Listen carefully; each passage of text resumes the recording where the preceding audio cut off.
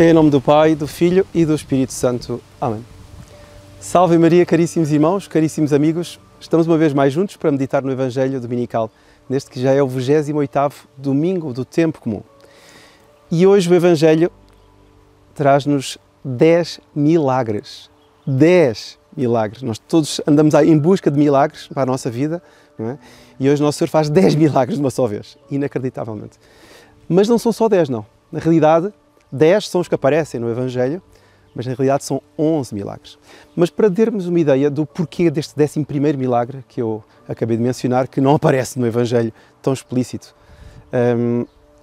eu recordei-me, quando eu estava aqui a folhear aqui o nosso lecionário dominical do ano C, ano São Lucas, lembrei-me de um acontecimento que ouvi, contaram-me em França, uma vez que fomos à França, e estávamos perto de Lisieux, terra de Santa Teresinha do Menino Jesus. E foi um facto que me fez recordar a falta de gratidão. E o que aconteceu? Uma família que lá vivia perto, para portugueses, família portuguesa, que vivia ali perto de Lisieux, talvez a uns 100 km no máximo. Para eles é perto, digamos, a França é muito grande, é um país bastante grande. E então o marido, um casal, assim, já com uma certa idade, o marido teve um cancro. Foi aos médicos várias vezes, os médicos disseram, olha, estado terminal, tantos meses de vida, você, enfim, não podemos fazer nada, difícil de operar ou impossível de operar, enfim, deram-lhe realmente o caso consumado.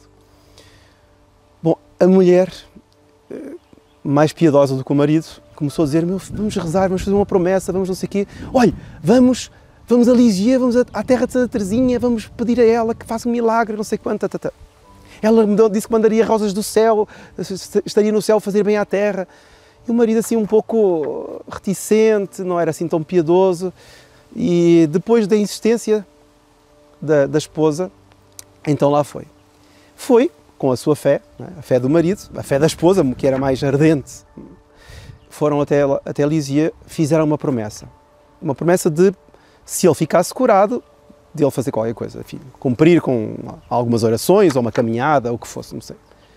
Bom, o que é certo é que realmente depois de voltarem, o marido entretanto foi fazendo o tratamento, fez uma série de exames e de repente os médicos chamam-no e dizem, olha, você, não sei o que é que lhe aconteceu, mas você está totalmente curado.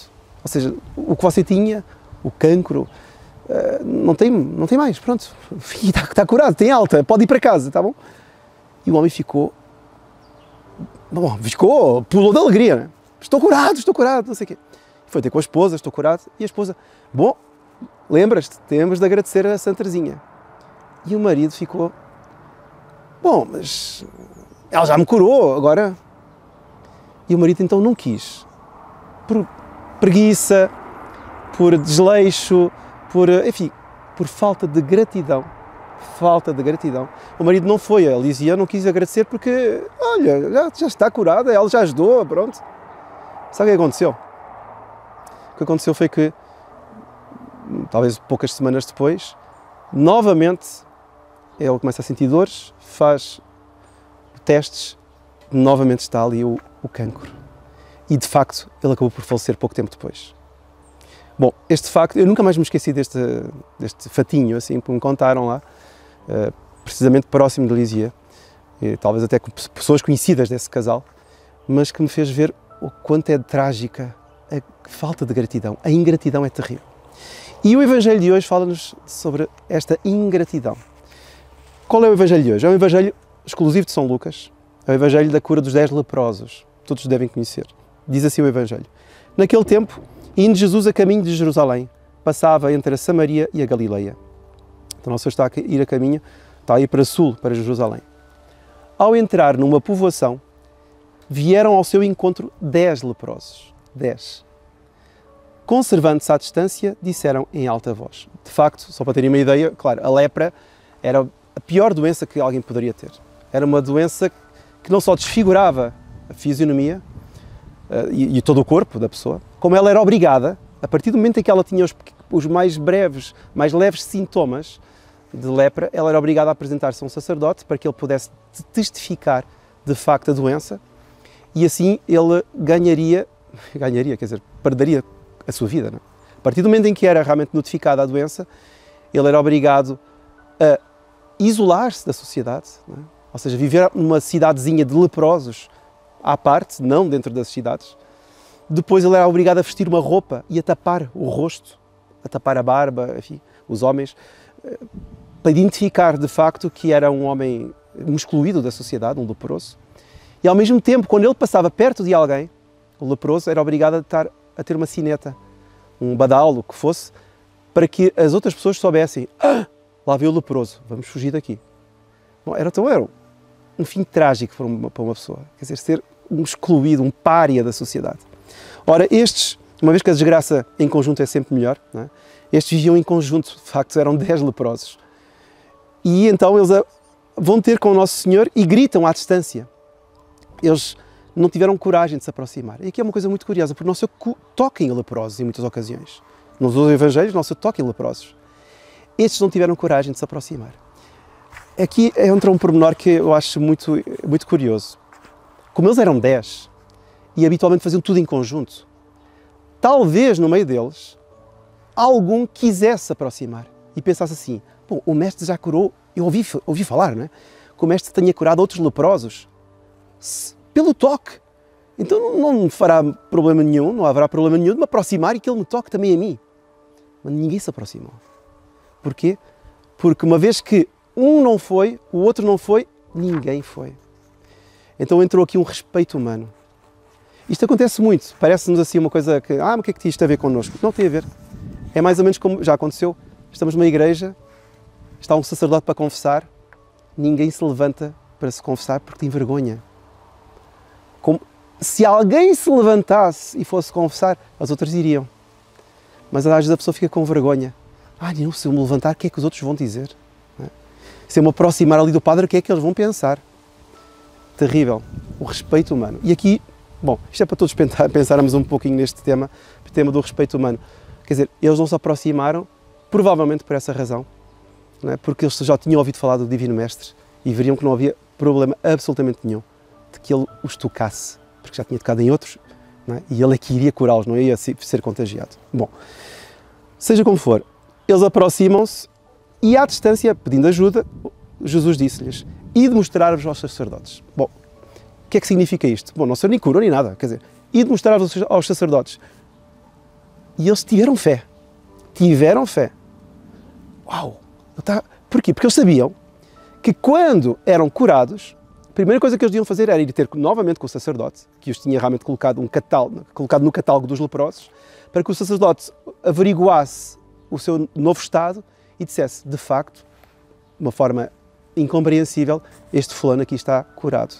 Poderá novamente entrar no âmbito da sociedade. E de facto, no caminho, eles ficam todos curados. Eles tiveram fé. Eles tiveram fé de que Nosso Senhor, de facto, os tinha curado antes até de curar. Essa fé é impressionante. Bom, foram todos e ficaram realmente limpos da lepra. Mas um deles, ao ver-se curado, voltou atrás, glorificando a Deus em alta voz, e prostrou-se de rosto por terra aos pés de Jesus para lhe agradecer. E aqui é o ponto, caríssimos irmãos.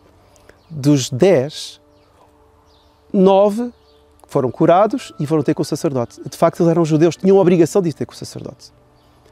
Mas além da obrigação que eles tinham de ir ter com o sacerdote, eles tinham outra obrigação.